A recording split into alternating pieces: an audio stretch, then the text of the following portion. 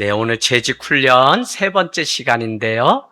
지난주에는 부르심의 공동체로서 예배에 대한 말씀을 같이 보았다면, 이번 주는 부르심의 공동체로서 기도에 대한 말씀을 같이 나누려고 합니다. 교회는 여러분 놓치지 말아야 되는 게 하나님의 부르심으로부터 시작된 사람들이라는 거죠. 특별히 모세도 하나님이 불렀고 아브람도 불렀고 사도 바울도 하나님이 부르셔서 또 이사야도 부르셔서 하나님의 일들을 맡겼다는 거예요. 그 일은 오늘을 살아가는 우리에게도 하나님의 부르심 가운데 우리가 있기에 오늘 하나님의 부름을 받은 백성들의 모임이 그 교회예요. 그러니까 여러분, 성도는 누가 깨어있고 누가 재직이냐면 늘 하나님의 부르심에 민감해서 그분의 부르심 앞에 내가 살고자 하는 그 노력이 가장 귀해요. 불렀는데 오지 않고 늦은 다음에 오는 것은 아무 소용이 없어요. 그래서 늘 하나님이 부르심이 언제인지 그것을 알고 살아가는 일이 너무 중요합니다. 사람들은 이렇게 얘기해. 왜 교회는 다 죄인들만 모여가지고 이렇게 시끄럽게 하느냐라고 얘기해요. 그래서 제가 젊었을 때 그런 공격을 받으면 할 말이 없더라니까요. 그런데 제가 교회론을 공부하고 나니까 이렇게 얘기해요. 서울대학 병원에는 누가 와요? 중환자, 환자도 아니고 중환자. 그 왜 와요?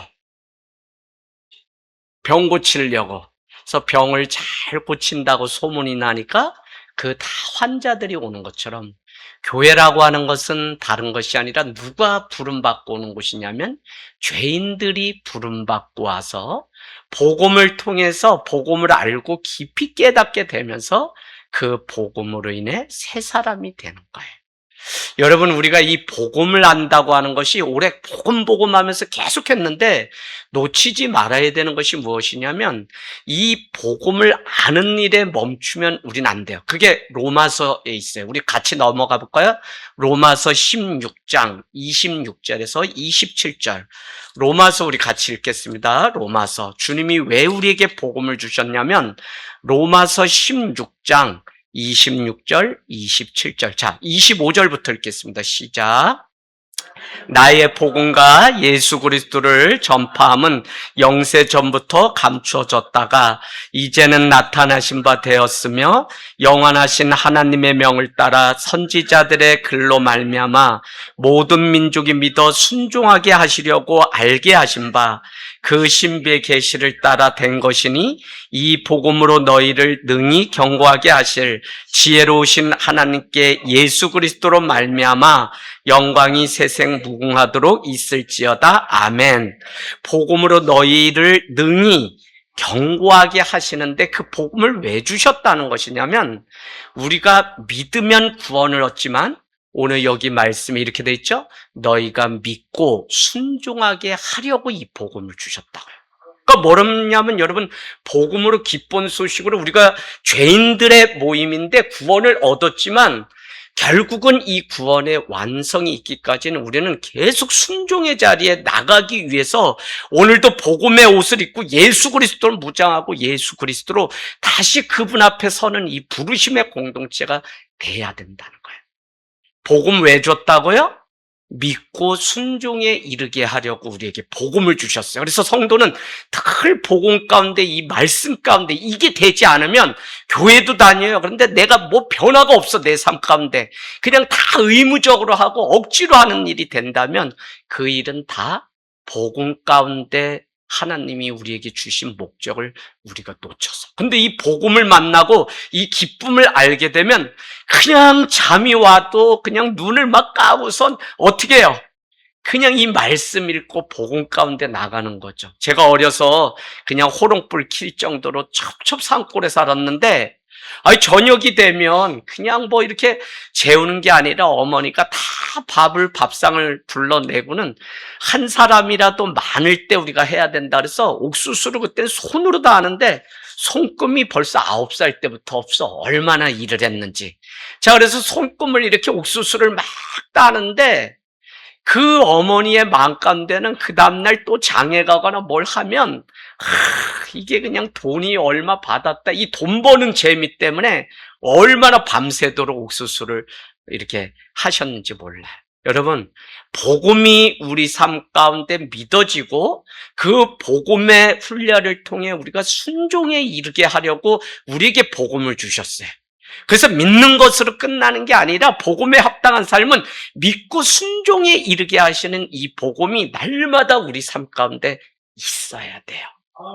그러니까 여러분, 우리 재직, 우리 교회가 건강하게 자라서 서가는 것은 결국은 말씀의 반석 위에 교회가 세워져야죠. 자, 그래서 마태복음에 이런 말씀 있죠. 자, 한 사람은 반석 위에 집을 짓고 한 사람은 어디에다 집을 졌어요? 모래 위에 집을 졌어요. 그런데 어느 날 창수가 바람이 일었는데 모래 위에 지은 집은 다 무너져서 없어졌는데 믿음의 반석 위에 지은 집은 더 견고하게 서서 있다는 거예요. 그 명령대로 다 하는 것 같았는데 결국은 어디에 털을 잡고선 그 세워졌느냐에 따라서 무너지기도 하고 무너지지 않기도 해요. 그게 어디에 있었냐면 말씀의 반석 위에, 예수 그리스도 위에, 복음 위에 세워진 그 교회는 아무리 코로나가 오고 뭐가 와도 무너지지 않아요. 우리가 자꾸 이 복음이 없으니까 무너질까 뭐 할까 해서 오늘날 이 교회가 얼마나 문제가 많아요. 다 자기네, 그죠? 그래서 교회들이 지금 힘을 다 잃어버렸어요. 그래도 교회가 견고하게 세워진 교회는 어쨌거나 이 복음 가운데 살아가려고 몸부림치는 사람들이 그 안에 있다는 거예요. 여러분, 사도행전을 오늘 우리가 1장을 했는데 사도행전은 누가가 기록한 것이죠. 이 사도행전은 누가행전이라고도 하고 성령행전이라고도 불러요. 그러면 누가복음 뭐냐면 예수 그리스도가 행하시고 오실 일을 우리에게 가르쳤다면 사도행전은 이 교회와 성도들에게 예수 그리스도가 오시고 다시 행하신 그 사역이 무엇인지를 우리에게 재차 두 번째 편지로 이렇게 말씀하고 있다는 거예요. 주님의 제자는 누구냐면, 제자 훈련 받으면 제가 늘 강조해요. 절대 기록하는 자다. 마태, 마가, 누가, 요한, 사도 바울의 16개의 편지는 다 예수님의 제자들이 기록했던 편지라고요, 여러분. 그래서 제자들은 늘 이 기록을 기뻐하고 그냥 이 날아가는 말씀이 아니라 말씀 가운데 그래서 늘 말씀을 기록하고 우리가 하는 그 일들이 그냥 보잘것없는 세상의 일이 아니라 하나님의 그 말씀으로 우리가 다시 태어나는 시간인데, 그래서 여러분 더 놀라운 것은 요한계시록 1장 3절은 이 예언의 말씀을 읽고 듣고 지키는 자가 복이 있다고요. 읽고 듣는 자가 복이 아니라 지키는 자리까지. 그럼 그 지키는 걸 아까 뭐라 그랬어요? 믿고 순종에 이르게 하려고 뭘 줬다고요? 복음을 주셨다고요. 그 복음이 우리에게 무장돼 있어야 돼요. 자, 그래서 오늘 1절 한번 보실래요? 사도행전 1장 1절에 데오빌로여 내가 먼저 쓴 글에는 물은 예수께서 행하시며 가르치시기를 시작하신부터 먼저 쓴 글은 뭐예요? 내가 먼저 쓴 글은 누가복음을 얘기하는 거죠. 그런데 데오빌로여라고 시작하는 이 사도행전은, 데오빌로는 누구냐면 로마의 한 관리인데 그가 예수를 알게 되었는데, 사도행전 여러분 왜 기록되었냐면 데오빌로라고 하는 이 한 사람이 이제 예수 그리스도가 어떤 분이었는지 그를 위해서 글을 쓰고 가르치려고 쓴 게 이게 사도행전이에요. 이해되세요? 그러면 사도 바울이 뭘 했다는 거야? 사도행전을 누가가 기록했다는 거야. 그러니까 여러분, 제자는, 교회 공동체는 이 기록을 해야 돼요. 우리가 몇십 년 지나서 다들 교회들이 역사철 만들고 뭐 할 때 어려운 게 뭐냐면 오늘은 즐겁고 은혜가 있고 기뻤는데 기록에 남긴 게 하나도 없기 때문에 이 교회가 뭐가 역사가 없어요. 그래서 여러분 교회 홈페이지도 가면 그냥 역사철 해가지고 이 한 페이지에 2009년 터다지기 집에서 기도회부터 2010년 설립 예배 쭉쭉 해가지고 지금까지 언제 부흥회 정기철 목사님 오셨고 세례 누가 받았고 쭉 나와 있어요. 여러분 그거 나중에 모으면 우리 하늘 땅 교회가 어떻게 왔는지, 저쪽에서 언제 옮겨서 어디서 예배드리고 또 이곳으로 이주하게 되고 1층은 언제 했는지 거기에 기록이 다 남아있어요. 여러분 한번 홈페이지 가서 보세요. 절대 기록이 너무 중요해요. 오늘 누가는 사도행전, 누가행전이라고 하는 누가복음 2서를 오늘 사도행전으로 기록해 놓은 것이죠. 자, 그래서 데오빌로 한 사람 위해서 사도 바울은 이 예수 그리스도의 행하시고 가르치신 일이 어떻게 펼쳐지는지를 누가는 기록해 놓았고, 부활 후 40일 동안 하나님 나라의 일을 어떻게 해요? 3절에 가보세요. 끝에 40일 동안 그들에게 보이시고 하나님 나라의 일을 말씀하셨다는 거예요. 그러니 여러분, 우리가 하나님 나라의 일을 알려면 늘 말씀 가운데 살아가야 돼요. 늘 말씀 보고 늘 말씀을 묵상하고, 그래서 시편 119편 99절에는 내가 주의 증거들을 늘 읊조림으로 나의 명철함이 나의 모든 스승보다 나으며, 늘 읊조린다고 그렇게 얘기한 게 뭐냐면 하나님의 말씀을 늘 묵상하고 상고하고 늘 읊조렸다는 거예요.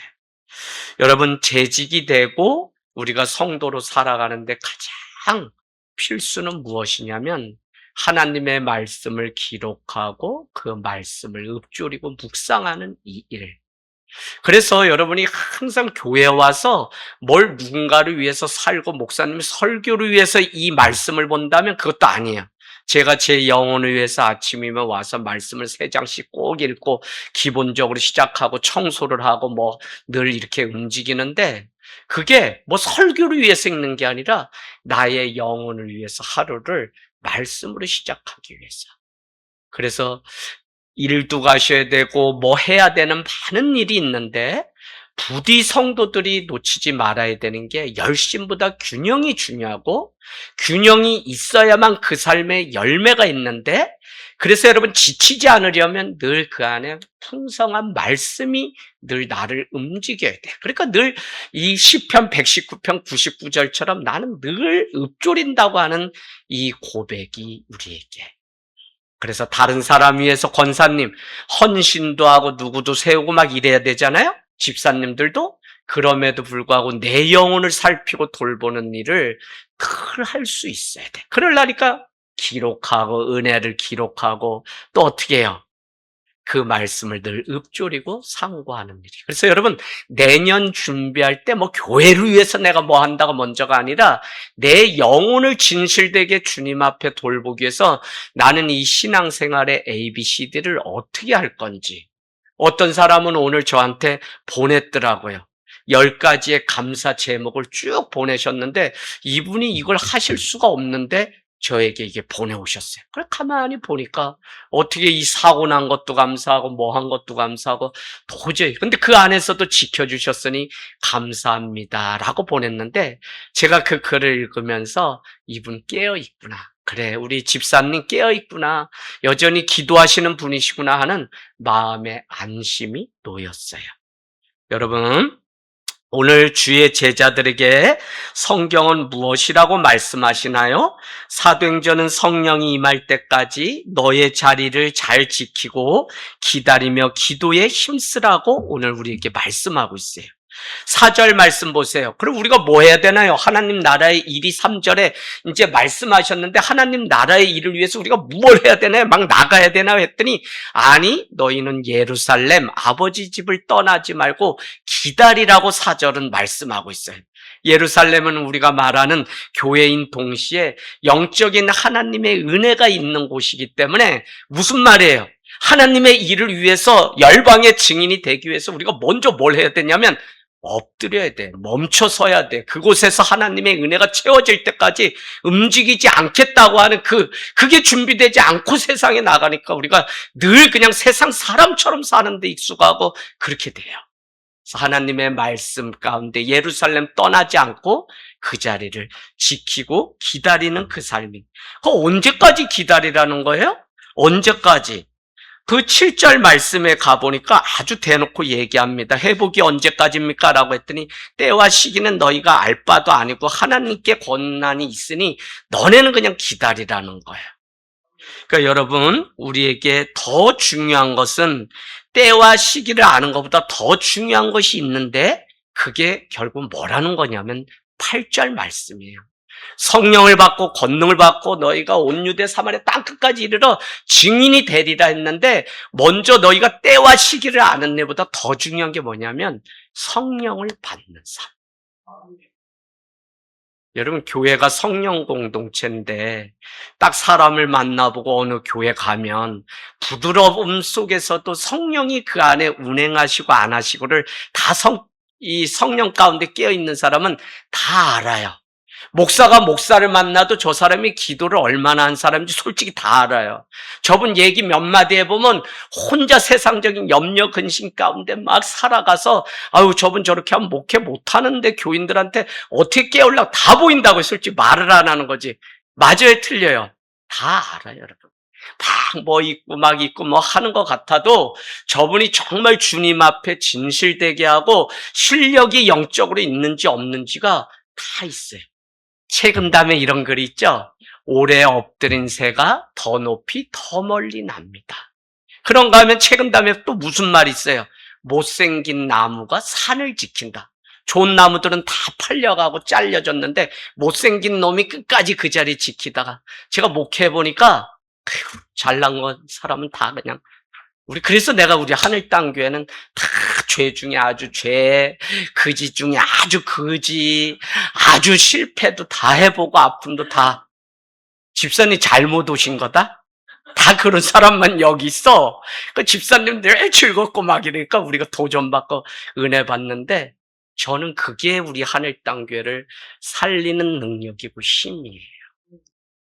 참 이게 하나님의 나라의 방식은 어제도 제가 저녁에 기도하는데 조금 능력 있고 힘이 있을 때 당신의 일을 하게 해주세요 하는데 아유 그냥 병을 주고 찌그러지고 돈도 없고 그때 하나님이 약한 데서 하나님의 일을 하게 하시는 거 보면 우리가 생각하는 때와 시기와 전혀 하나님의 일하시는 방식은 다르고 그럼 뭘 해야 하는 것이냐면 성령 충만을 받으라는 거예요.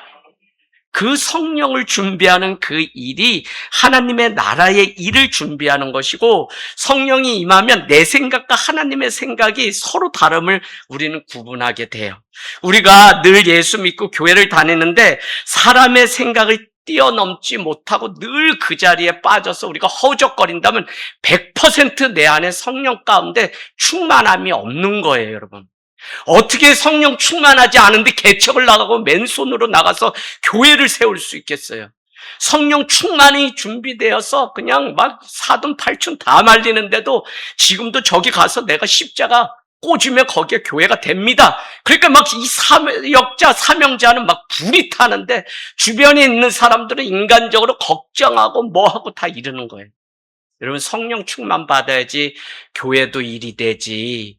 목회를 해보니까 다 누구 챙기러 다니냐고 바쁘냐면 다 옆구리 째지고 뭐 등 터지고 뒤로 자빠져도 코가 깨지고 이런 사람들. 아이 그럴 수는 있는데 무슨 얘기냐면 성령 충만하지 않아서 목사님 저희 시험 들었어요. 저희가 왜 그런데요? 뭐 한대요? 여러분 교회가 제도화되고 기득권화되고 교회가 세속화되면 사람들이 어느 때부터 이 시스템에 의해서 움직이니까 그 안에 역동성이 없고 성령의 그래서 여러분 교회가 계속 커진다고 무슨 그 교회가 뭐 붕한 게 아니에요. 커지면 커질수록 사람들은 계속 남한테 떠밀고 자기 할 일은 하지도 않고 성령 충만과 상관없이 그냥 와서 출석부 이름만 기록된 사람만 잔뜩 늘어나니까 큰 교회 하라 그래도 제가 안 한다니까. 나 이것도 지금 어려워 죽겠는데 아니 한 사람 깨워놓으면 다른 사람이 뒤로 자빠져가지고 또 괴롭다 그러고 뭐 한다 그러고 경익수 집사님 깨워놓으면 또 누가 이러고 그러는데 그걸 어떻게 해? 여서 진짜 50명만 더 늘어도 내 눈에 다 들어올 수 있을까? 여러분 정말 성령 충만함이 우리 가운데 준비되어서 하나님이 성령이 임해야만 그 다음에 권능을 얻고 온 유대와 사마리아 땅끝까지 이르러 내 증인이 되리라고 말씀하셨기 때문에 교회는 처음부터 끝까지 성령이 그래서 누가 기도했어요? 성령이 충만하고 기도할 때 성령 다 같은 거예요. 기도하면 성령이 임하고 성령 충만하면 기도하고 말씀 가운데 전도하러 가지 않을 수가 없죠. 오늘 제가 여기 오는데 목사님 한 분이 그냥 1년 동안 내 전도를 하는데 결국은 사람이 하나도 안 남아서 죽겠다고 시험에 든다고 글을 써서 전도를 멈출까 한다고 이제 30대인 어느 교단의 목사님이 썼어요. 제가 너무 알기도 아는데 저를 개척전 찾아왔어요. 그래서 제가 전화를 옆으로 드렸어요. 시험에 들고 힘들죠. 저도 그런 때 다 있었는데 목사님 매일같이 가가지고 사람 데리고 오는 게 중요한 게 아니라 당신이 줄 게 정확히 있는지를 먼저 체크하고 점검해라. 불러다 잔뜩 만나서 아는 찐빵 먹이고 뭐 먹었는데 한두 번 먹으면 더 먹을 게 없다고 다 떠나지. 그러니까 줄 게 먼저 준비되어 있어야지. 이 내공이 있어야지. 목사님 매일 전도하라 그랬다 그래서 전도만 육실하게 가고 그냥 왔는데 사람 세우지 못하면 이거 아무 소용이 없어요. 이게 시험이 들어요. 축구 100명 해가지고 100명 많았더니 빚만 2천 3천 늘어가지고 제 5년 동안 얼마나. 그래도 그거 남은 게 승준이하고 지연이한테 뭐라고 못하는 게 그래도 남아줘서 걔는 뭐라고 막 어떨 때 혼내고 싶은데 요새 좀 두거든요. 걔나마저 떠나면 제 목회 15년이 좀 허무해질까 봐 살살 보는데 요새 승준이가 좀 많이 까불어가지고 어떻게 해야 되나. 정혜경 권사님이 좀 손 좀 봐주세요. 네, 봐줘야 돼. 자, 어쨌거나 우리에게 성령이 내 안에 역사하지 않으면 우리가 교회를 다니고 뭐 해도 능력 있는 삶을 살지 못해요. 성령이 만나지 못했기에 주의 천사가 11절 보니까 뭐라고 해요? 11절로 벌써 가요. 이르되 갈릴리 사람들아 어찌하여 서서 하늘을 쳐다보느냐. 너희 가운데 하늘로 올려지신 이 예수는 하늘로 가심을 본 그대로 다시 오시리라. 재림의 주님이 될 거라는 거예요. 근데 중요한 게 뭐냐면 왜 제자들아 사도들아라고 안 하고 이 갈릴리 사람들이라라고 했냐고요. 왜 그랬어요? 성령을 이들이 아직 만나지 못했기 때문에. 성령 만나지 못하면 우리 성도라고 하지만 결국은 여러분 그냥 세상 사람들 같이 그렇게 살아가는 거예요. 가치관이나 뭐나 늘 그냥 머릿속에는 세상의 그 욕심 우상이죠. 다 그거 챙기려고 살아가는 거지. 교회 얼마나 여러분 가짜가 많은지 몰라요. 그러니까 어떻게 해요? 베드로전서 3장이 하나님의 집을 심판함으로 말미암아 믿지 않는 자가 당할 심판이 무엇인지 우리를 먼저 샘플로 삼는다니까요. 이게 얼마나 우리한테 경고의 말씀이에요. 그러니까 여러분 오늘 사도행전은 언제 성령이 임했죠? 마가의 다락방에 모여서 기도할 때 베드로가 그곳에 누구든지 예수의 이름을 부르면 다 구원을 얻는다는 2장 말씀. 그러니까 사람들이 그들을 보고 뭐라고 얘기하냐면 각 난곳 방언으로 막 성령이 임하니까 방언이 터지게 되니까 사람들이 뭐라 그래요? 저 술 취한 사람들이라고 얘기해요. 어디 나와요? 2장 13절. 또 어떤 이들은 조롱하여 이르되 그들이 새 술에 취하였다고 오해해요. 막 기도가 뜨거워지니까. 이해되시죠? 그러기 전까지는 그들이 아직 성령을 경험하지 못했기 때문에 1장 11절 말씀은 사도들이 이런 표현이 없고 갈릴리 사람들아 너희는 지금 너희가 승천해서 가신 그 주님이 다시 오실 건데 너희는 하늘만 보고 있느냐? 빨리 성령 충만해서 주님의 증인된 삶을 살아야지 언제까지 괭이 잡고 호미 잡고 뒤돌아보면서 그렇게 그냥 적당히 살면서 성도라는 이름 가지고 살아갈 거냐는 거예요. 한번 죽으려면 완전히 죽어봐야 되는데 저는 그래도 죽어본 적이 있어요. 청년 때 정말 일주일이면 그냥 아예 주님이 십자가 붙들고 살아가지고 어떤 사람은 또 제가 미친 게 아닌가. 또 시골 고향에는 막 소문이 났는데 서울에 가서 공부 좀 하더니 애가 삥 돌아가지고 그래서 공부를 적당히 잘해야지 막 잘하면 안 된다. 이렇게 소문이 다 나가지고 어머니가 목사님 멱살 잡겠다고 우리 아들 귀신 들렸다고 그랬는데 찾아낸다고 와가지고 목사님과 딱 맞닥뜨리는데 목사님이 할렐루야 이렇게 꼼짝 못하시고 목사님 수련회 다음번엔 우리 시골이 학교가 거기 있는데 제가 그냥 육성회장이라 말하면 교실 다 쓸 수 있으니까 오세요 해가지고 또 이 감자를 막 6, 7박스를 갈아가지고 그 한 300명 되는 사람들 감자전 다 거주면서 그렇게 믿음의 길에 한 발 한 발 들어가기 시작했어요. 어찌하여 서서 하늘을 쳐다보느냐? 너희 가운데 하늘로 올려지신 이 예수는 반드시 가신 것처럼 본 그대로 다시 오신다. 다시 오실 주님을 기다리는 사람들이 누구냐면 우리라고요. 그래서 우리는 거룩한 신부되어서 신랑이신 예수님을 만나기 위해서 준비하는 과정이 이 땅에서 복음으로 해서 믿고 순종하는 자리까지 가는 삶을 살아야 돼요.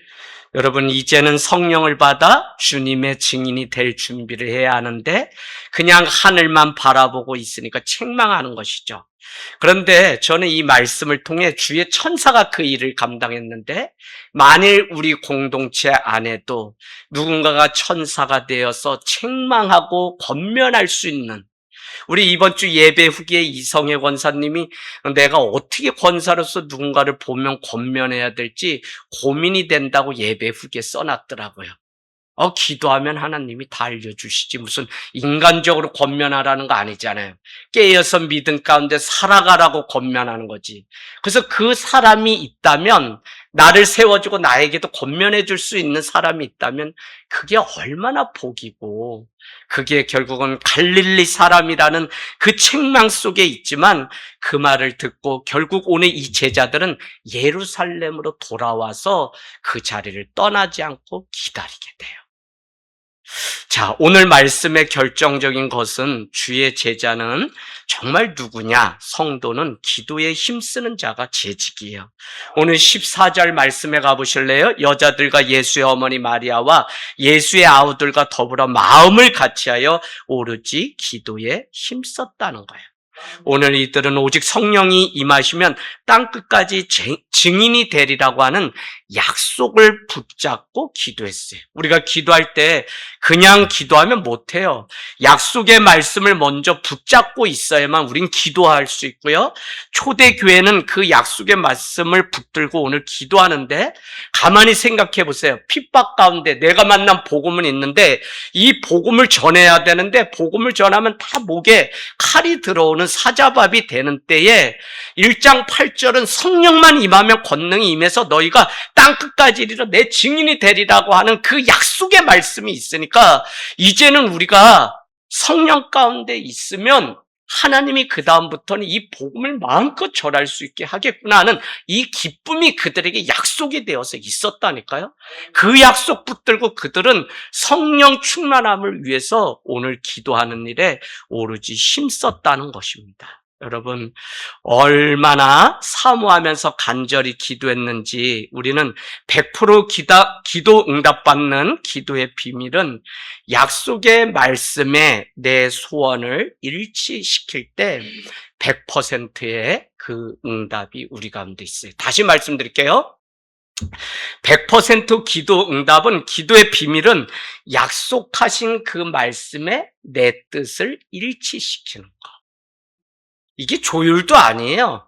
나는 뭐 이래야 된다 이래야 된다 있지만 결국은 기도하고 깨어 있다 보면 내가 원하는 그것을 구하는 게 아니라 결국은 주님의 뜻이 이 땅 가운데 이루게 해달라고 하는 주기도문과 같이 그렇게 기도하게 돼요. 그래서 결국은 나는 얻은 게 없고 구한 것 그대로 받지 못했어도 하나님이 원하시는 그것에 내가 순종해서 가게 되면 거기서 하나님이 일하시는 것을 보게 됩니다. 그런데 하나님의 약속인 이 말씀이 없게 되면 집사님, 뭘 위해서 구하게 돼요? 기도를 뭘 위해서 해요? 내 육신의 욕심을 채우기 위해 기도하는데, 그래서 뭐라 그래요? 하늘나라 가면 우리가 그렇게 많이 기도했던 그 기도가 뭐 취급당한다고요? 응? 아니, 내가 옛날에도 많이 얘기했는데, 그래, 아니, 몰라도 돼. 잡동사니 취급당한다고. 왜? 그 늘어놓고 얼마든지 막 기도했는데, 하나님의 뜻과 상관없는 내 욕심만 늘어놓는 일을. 그래서 여러분, 기도 제목 내고 여러분이 속으로 파고 뭐 하는 거 보면 언제까지 그냥 뭐 맨날 뭐 그런 거 좀 깊이 있는 이제 기도 제목 좀 내. 맨날 뭐 온 가족 다 뭐 하게 뭐 성령 좀 충만하게 받게 뭐 이런 거 해야지. 그냥 다 건강하게, 권사님도 건강하게, 어린 애도 건강하게. 아우, 좀, 어떤 분이 그래요. 목사님, 저는 기도할 내용이 없어요. 저희는 뭐 다 그냥 집안도 평안하고 해서 하나님도 바쁘지만 목사님도 바쁘신데 제가 기도 제목 그래서 말씀 안 드려요. 아이고, 집사님 안 되겠다. 뭐냐면 결국 내가 복음대로 살 수 있도록 복음 안에서 내가 깨지도록 죄의 그 쓴뿌리들이 여전히 해결되지 못한 것들이 다 도려내고 변화될 수 있도록 기도할 내용들이 얼마나 많은지 몰라요.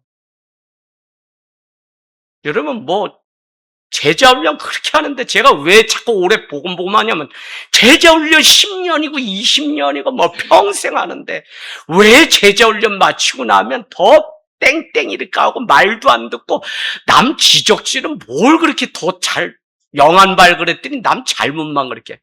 여러분 그래서 우리가 늘 다른 사람의 단점까지 사랑합니다. 그냥 하는 거 아니에요, 여러분.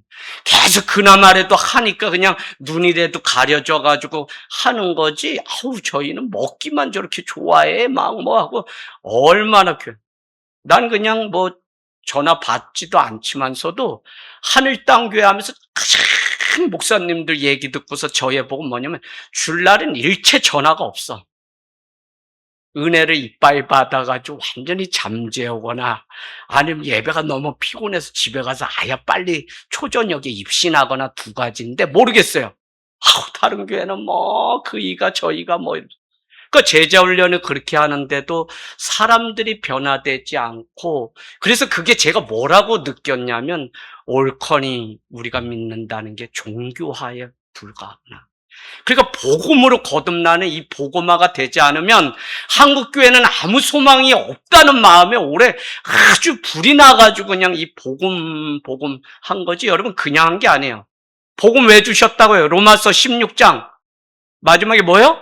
믿고 순종에 이르게 하려고 복음을 우리에게 주셨어요. 그래서 복음 그냥 믿고 구원 얻는다가 다가 아니라 믿고 순종에까지 우리는 끝까지 가야 되잖아요. 그래야 복음 이 구원의 완성이 일어나지 그냥 믿었다 이래가지고 되는 게 아니잖아요.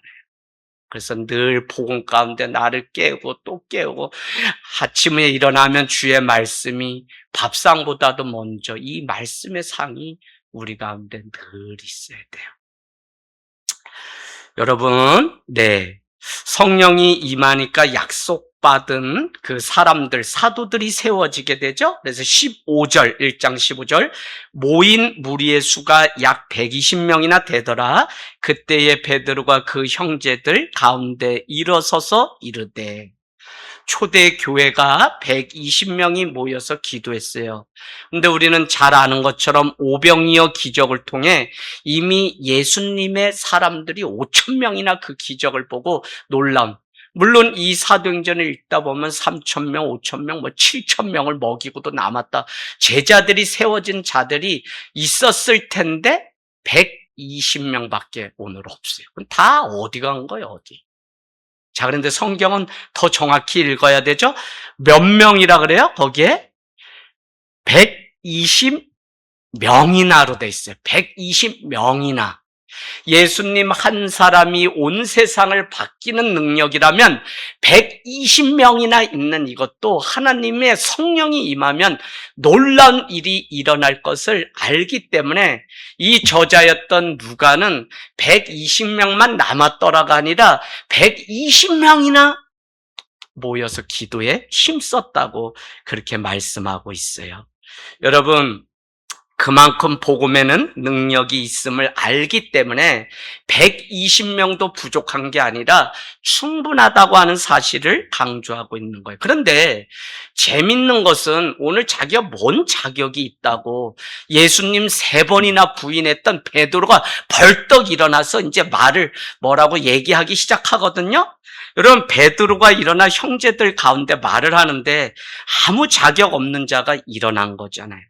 그러나 그는 부활하신 주님을 통해 다시 주님을 만남으로 인해서 오늘 사도들의 대표가 되었다는 거예요. 더구나 그는 1장 8절의 말씀처럼 성령이 그 삶 가운데 임하면서 그들은 초대 감독이 되었던 사람이 베드로예요. 그런데 그가 일어나 연설을 하는데 16절에 가보면 뭐라고 얘기하냐면 이렇게 얘기해요. 형제들아, 성령이 다윗의 입을 통하여 예수 잡는 자들의 길잡이가 된 유다를 가리켜 미리 말씀하신 성경이 응하였으니 마땅하도다, 이렇게 얘기해요.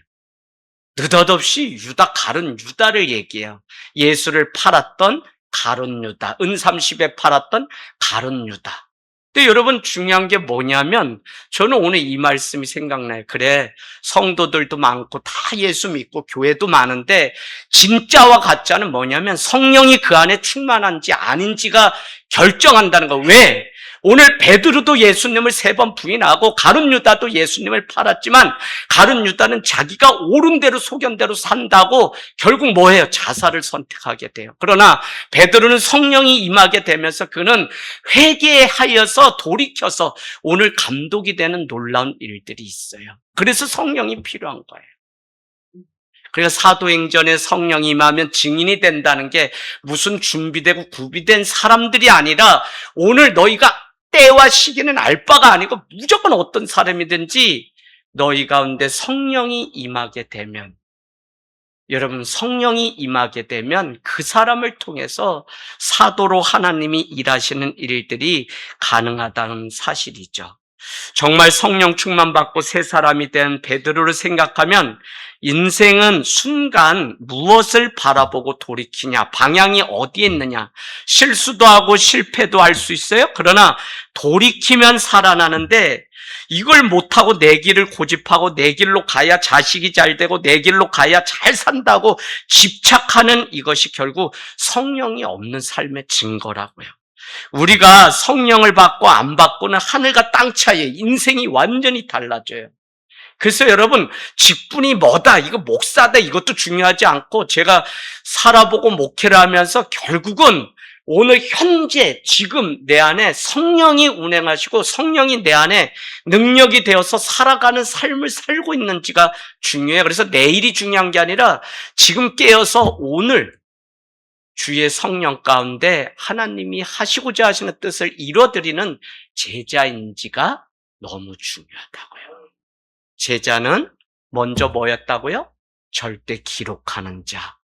데오빌로여라고 하며 오늘 이 누가는 예수님이 가르치시고 행하셨던 것을 기록했다. 그래서 사도행전은 데오빌로, 로마 관리 중에 변화된 한 사람을 위해 하나님이 어떤 일을 펼치신지 기록해 놓은 게 사도행전 1장 1절. 그런가 하면 우리는 늘 뭐를 해야 된다고요? 성령 충만. 때와 시기는 하나님께 두고 성령 충만. 세 번째는 기도에 힘쓰는 사람이 돼야 된다는 거예요.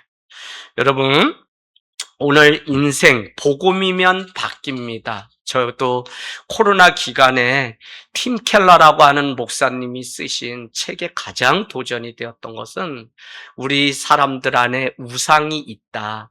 결국 우리가 하나님을 예배하고 안 하고는 교회 와서 예배했다, 이거의 문제가 아니라 내 삶에 늘 하나님의 나라의 일을 이뤄가며 하나님 나라를 전파하는 삶인지가 너무 중요하다.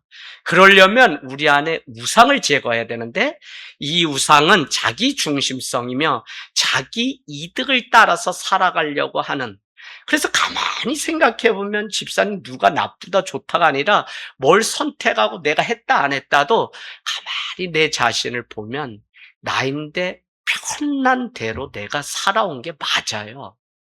그게 막 보이기 시작해요. 내가 말을 이렇게 하고 뭐 하고. 여러분, 거기 안에 이런 내용이 있는데 깜짝 놀랐어요. 누군가에게 선행을 베풀고 누군가를 돕고 누군가에게 뭐 물질을 보내고 선교 우리식을 하고 하는 많은 것조차도 자기 사람으로 만들려고 하는 욕심 때문이며 더 나아가서는 내가 이런 사람이라고 하는 것을 인정받기 위한 자기 욕심 때문에 누군가도 돕는다는 거예요. 주님 앞에 우리가 그렇게 봉사한다면 그거 다 아는 채 해줘야 되죠. 근데 하늘 땅 교회는 그게 아니다. 그냥 주님만 아시면 된다는 마음 때문에 15년을 묵묵히 올 수 있었어요. 저 사람 왜 안 해? 이 사람 왜 해? 왜 나만 해? 이게 아니라 하나님이 주신 마음대로 제가 늘 집사람과 늘 얘기해요. 우리 열심히 하려고 하지 말자. 이제 보니까 목사님들이 이 목사 그러면 지쳐. 잘 노는 게 목회야. 나 그거 의미 인지 알았다. 그러면 열심히 하려고 하죠. 인간적으로 열심히 막 하고 싶죠. 막 해가지고 막 뭐. 근데 열심히 하는 것보다 기쁘게 즐겁게 하는 게 더 중요하다. 그래서 우리가 지치지 않으려면 앞으로 15년이고 20년 하는 동안은 우리가 더 여유 있게 더 천천히 그러려고 그러니까 제 스스로 오늘 말씀 준비하면서 더 성령 가운데 내가 살아가야지 하나님의 일을 끝까지 완수하지. 교회는 몇 사람 막 젊은 날에 막 열심히만 내가지고 막 전진한다 그래서 되는 게 아니에요.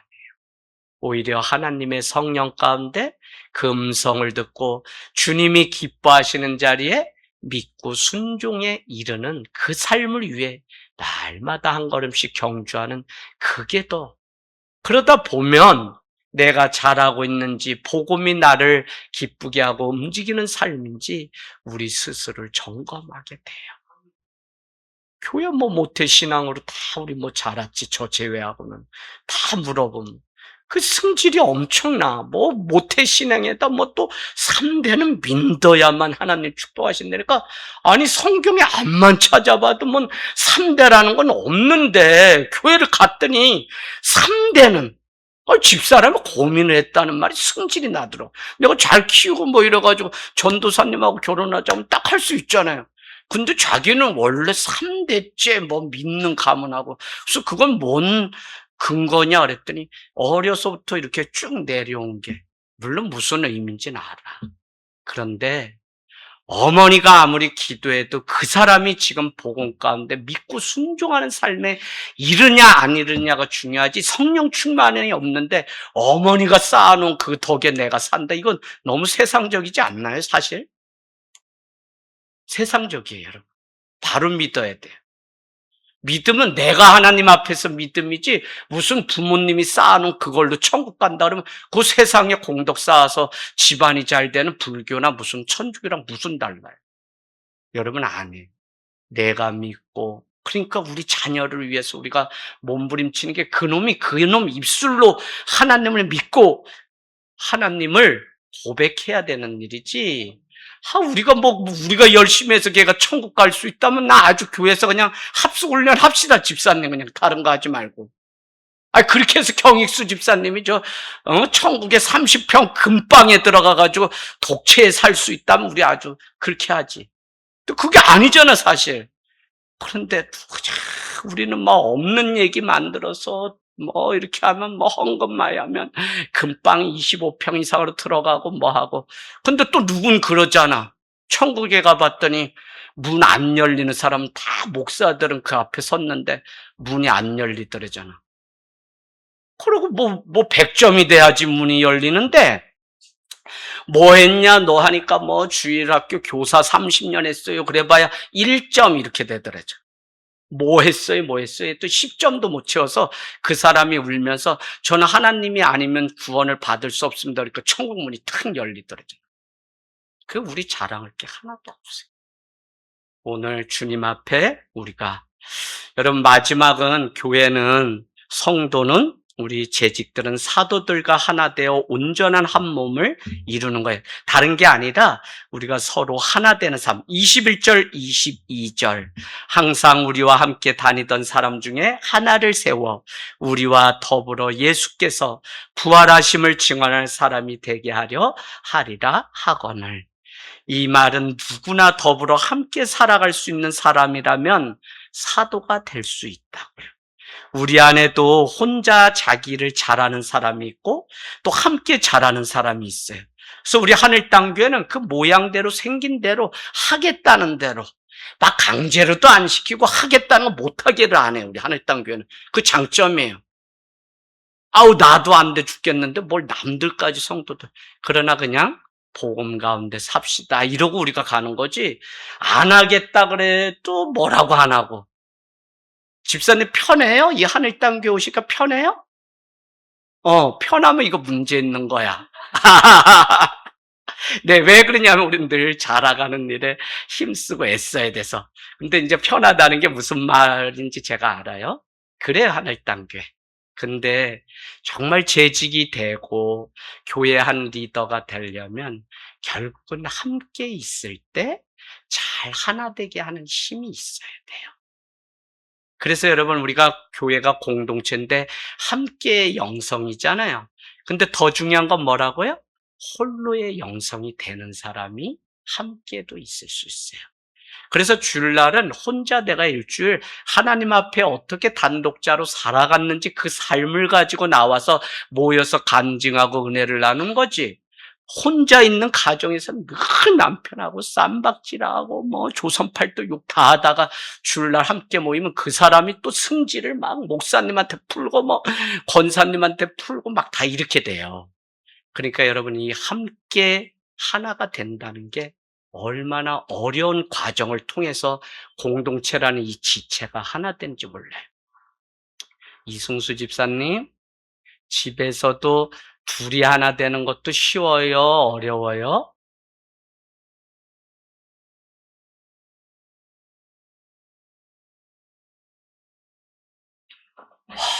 지혜로우시다, 되게. 없으면 없는 대로 힘들고, 있으면 있는 대로 힘들고. 그러니까 목사님이 판단해 주세요인데, 야, 오늘 뭐 치킨 드셔도 되겠네. 야, 이승수 집사님 대단하신데요? 피해 가실 줄도 아시고, 이게 하나님이 지혜를 주셔서 저렇게 말씀하시는 분이 없어요. 참 점잖으세요. 그래요. 집에서도 우리가 결국, 그래서 혼자 할 수 없는 게 가정이 이루는 일이고, 그러니까 맨날 어디서 일주일 내에 우냐면 참 집에서 울잖아요.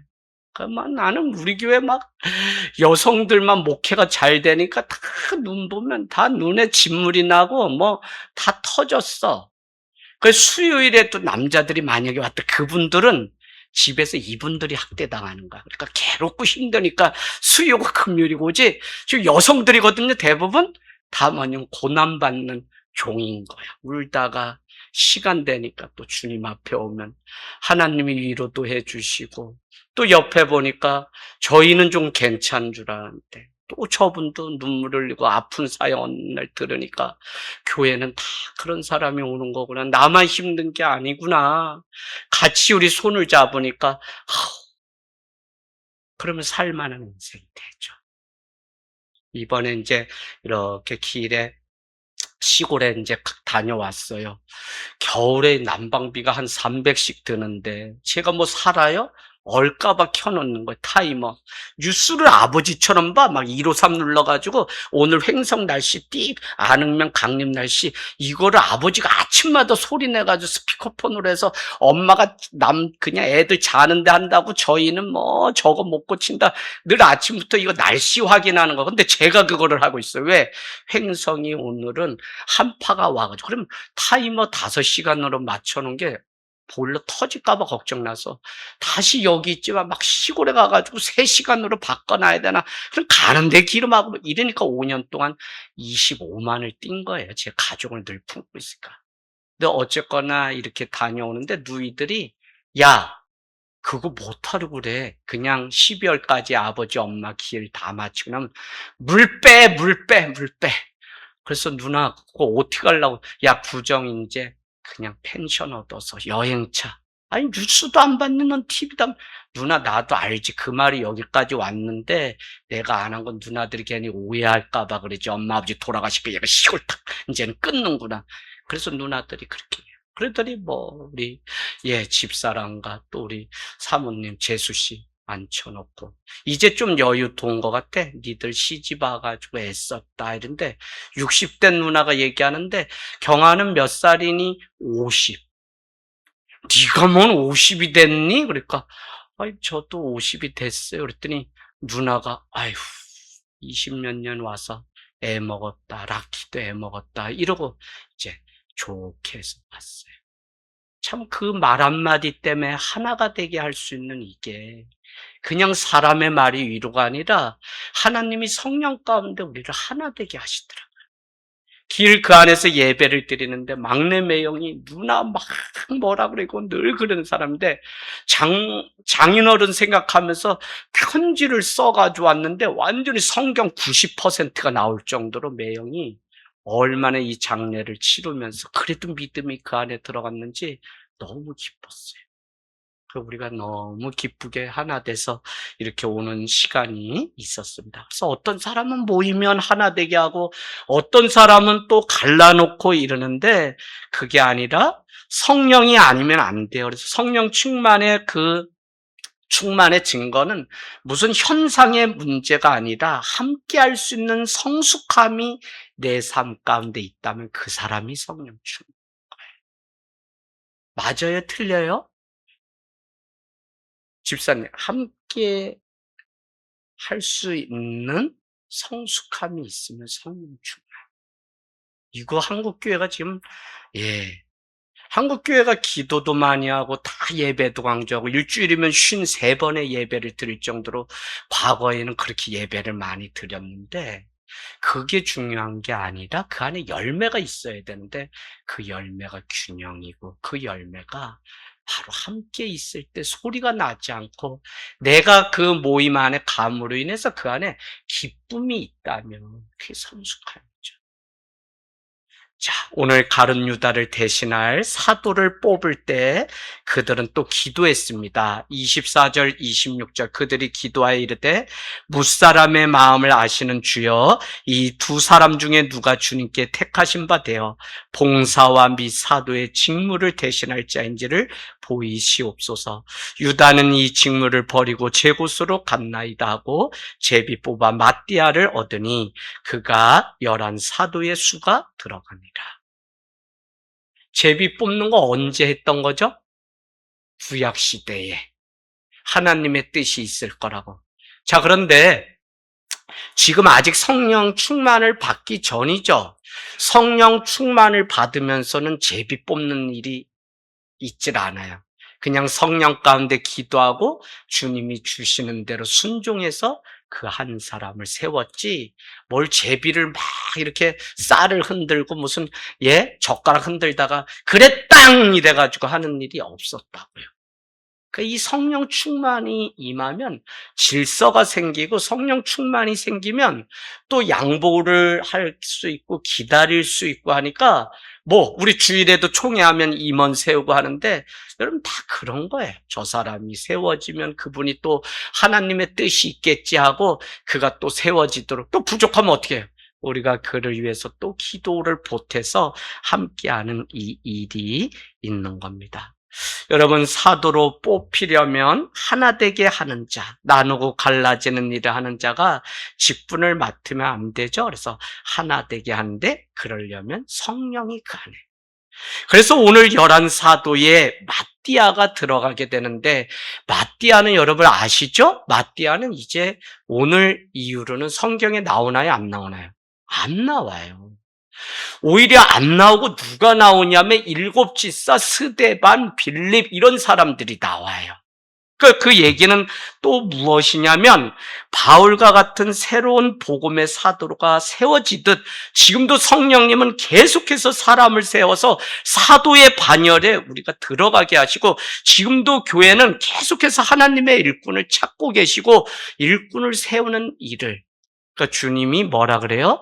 내가 다시 올 건데 너희는 제자 되고 제자 삼는 일을 하라고 이 땅에 우리를 남겨놨다. 마태복음 28장 모든 족속으로 제자 삼으라. 마가복음 16장 너희는 만민에게 복음 전파라. 누가복음 24장 뭐라 그래요? 너희는 이 모든 일의 증인이라. 요한복음 21장은 내 양을 치라, 내 양을 먹이라. 사도행전은 이 일을 위해서는 너희가 성령을 받고 권능을 얻은 후에 땅끝까지 이르러 내 증인이 될 수 있다. 이렇게 연결이 돼요. 그래서 여러분 성령이 너무 중요해요. 너무 중요해요. 여러분 직분 잘 감당하기를 원하는데요. 우리 내 삶의 방식을 고집하며 거기까지만 헌신하려고 하는 그런 모습이 우리에게 있다면 또 나만 옳다고 하는 내 소견대로 살아가려고 하는 부분이 있다면 또 함께 잘 직분을 감당해야 되는 그 일이 유독 어렵다면 오늘 성령 가운데 충만하여 지혜가 있고 칭찬받을 만한 7 집사가 세워진 것처럼 성령도 충만하고 지혜도 충만하고 사람들에게 칭찬받을 만한 그런 집사님 또 재직 우리가 되어서 내년 2026년도에는 가장 어렵다고 하는 때 하늘 땅 교회는 더 많은 일을 특별히 우리 정예경 권사님 할렐루야 네, 그 일을 위해서 권사님 세워지셨어요.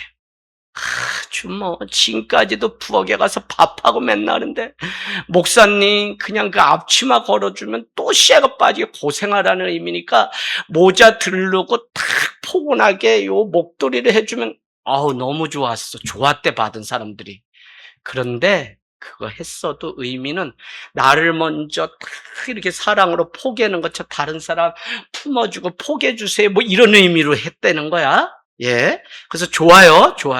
근데 쉬지 않고 계속 하나님의 일꾼 되어서 헌신하고 살아가고. 왜냐면 죽지 않을 이유가 사명이 있기 때문에. 오늘 우리 그 말씀만 볼까요? 우리 민수기인가요? 여호수아죠. 네. 그 말씀 우리 읽고 마치겠습니다.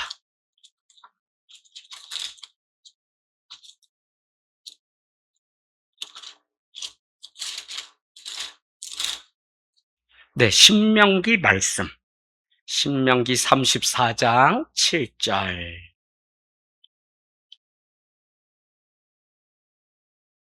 예. 34장 7절 같이 읽겠습니다. 시작.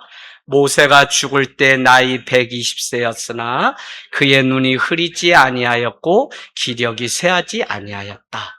아니 기력도 쇠하지 않고 눈도 흐리지 않는데 왜 죽었냐고요? 사명을 다했기 때문에. 그래서 우리는 사명이 있으면 죽지 않고 사명이 다하면 죽어요. 자, 항상 하나님이 쓰시는 사람들은 어떠냐면 거기 9절 읽어볼까요? 모세의 눈의 아들 여호수아에게 안수하였으므로 그에게 지혜의 영, 성령이 충만하니 이스라엘 자손이 여호와께서 모세에게 명령하신 대로 여호와의 말을 순종하였더라. 다 성령 충만한 자를 하나님이 쓰시고 일하시고 교회도 성령 충만한 교회를, 가정도 성령 충만한, 우리 아이들도 자녀들도 성령 충만한 자녀들이 쓰임받아요.